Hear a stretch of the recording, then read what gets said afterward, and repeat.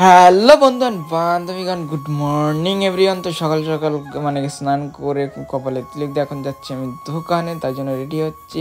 তো ফাইনালি এখন এসে দোকান খুলছি, আর এটা হচ্ছে আমাদের দোকানের ভিতরের দিকটা। তো কেমন লাগে যে আমাদের দোকানটা, তো অবশ্যই কমেন্ট করে জানি। তারপরে ঝাড় দিয়ে দোকান পরিষ্কার করে আমার কাজ কমপ্লিট। এবার আমাকে বুঝতে হবে। তো গাইস বসে দেখি কালকে হালখাতার কাট দিয়ে গেছিলো। তো তারপরে চলে আসি বাড়ি। তো বাড়ি এসে এখন রেডি হতে হবে, কারণ আমি এখন যাবো আজকে হচ্ছে কচুয়া মন্দিরে। তো তারপরে গাড়িটা নিয়ে বেরিয়ে পড়ি। তারপরে পেট্রোল পাম্পে এসে ফুল ট্যাঙ্কি তেল করে আমরা চলে যাই কচুয়া আর কি, যে মানে মন্দিরটা, সেখানে চলে আসি। অনেকে চেনো। তারপরে গাড়ি পার্কিং করে, আর এখানে প্রীতম ভাই আছে। তারপরে এসেই আগে গরম লেগে যায় বলে ডাব খেয়ে নিই দুজন। তারপরে ডাব খেয়ে মন্দিরের পাশে বসে একটু ফিল নিতে থাকি। আর মানে অসাধারণ ফিল আর কি, সে ফিল মানে তোমাদের বলে বোঝাতে পারবো না।